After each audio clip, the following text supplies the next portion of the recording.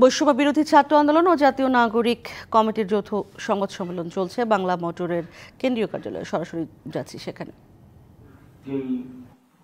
Proclamation of revolution সেটি ঘোষণা করার জন্য আমরা দাবি জানিয়েছি। ইতিমধ্যেই আপনারা জানেন এই অন্তর্বর্তীকালীন সরকার এই ঘোষণার প্রতিশ্রুতি, এই ঘোষণা বাস্তবায়নের প্রতিশ্রুতি ওনারা ব্যক্ত করেছেন। তো সেই জায়গা থেকে বৈষম্য বিরোধী ছাত্র আন্দোলন ও জাতীয় নাগরিক কমিটি বিশ্বাস করে যে এই প্রোক্লেমেশন অফ রেভলিউশন এটা বাস্তবায়ন, এটার ঘোষণা আমাদের জাতীয় এবং ঐতিহাসিক জীবনে একটি গুরুত্বপূর্ণ মুহূর্ত।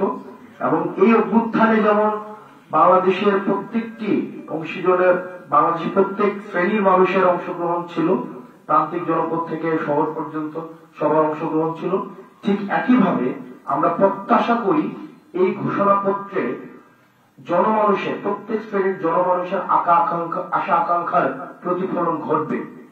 সেই লক্ষ্যে বৈষম্য বিরোধী ছাত্র আন্দোলন ও জাতীয় নাগরিক কমিটি আগামী 6 জানুয়ারি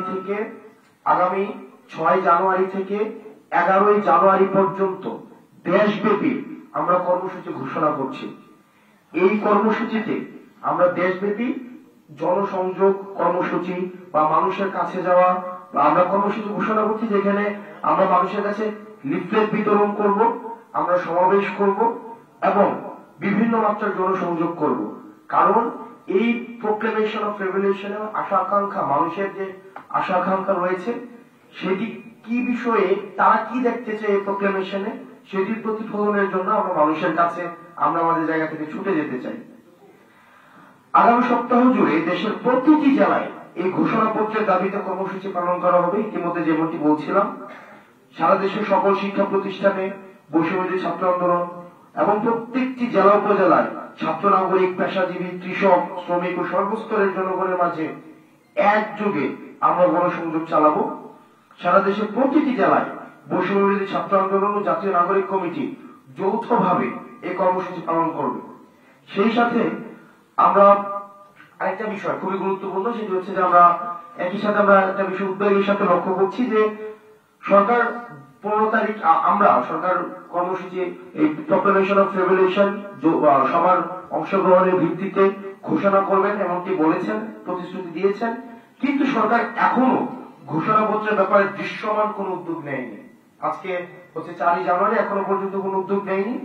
গণঅভ্যুত্থানের সাথে জড়িত সকল অংশীজনের মতামত নিয়ে এই ঘোষণাপত্র তৈরি করা একটি জটিল ও গুরুত্বপূর্ণ বিষয়, একটা জটিল বিষয়। সেজন্য বৈষম্য বিরোধী ছাত্র আন্দোলন গত 31 জানুয়ারি এই ঘোষণাপত্র প্রকাশে প্রস্তুত ছিল, কিন্তু অন্তর্বর্তীকালীন সরকার যেহেতু নিজ উদ্যোগে এই দায়িত্ব নেয়, বৈষম্য বিরোধী ছাত্র আন্দোলন তা ঘোষণা করা থেকে বিরত থাকে। কিন্তু আমরা বিষয়ের সাথে লক্ষ্য করেছি 4 দিনে সরকার এখনো পর্যন্ত দৃশ্যমান কোন পদক্ষেপ নেয়নি। তাই আমাদের আহ্বান থাকবে এই জাতীয় গুরুত্বপূর্ণ বিষয়টি সরকারকে তৎপর হওয়ার জন্য, এই জাতীয় গুরুত্বপূর্ণ বিষয়ে সরকার যেন তৎপর হয়, সেজন্য বৈষম্য বিরোধী ছাত্র আন্দোলন এবং জাতীয় নাগরিক কমিটি আমরা অন্তর্বর্তীকালীন সরকারকে আহ্বান জানাচ্ছি। এবং ঘোষণাপত্রের ব্যাপারে সরকার কার্যকরী উদ্যোগ গ্রহণ করলে এ ব্যাপারে আমরা আমাদের নিজেদের মতামত জানাতেও বৈষম্য বিরোধী ছাত্র আন্দোলন এবং জাতীয় নাগরিক কমিটি আমরা প্রস্তুত আছি।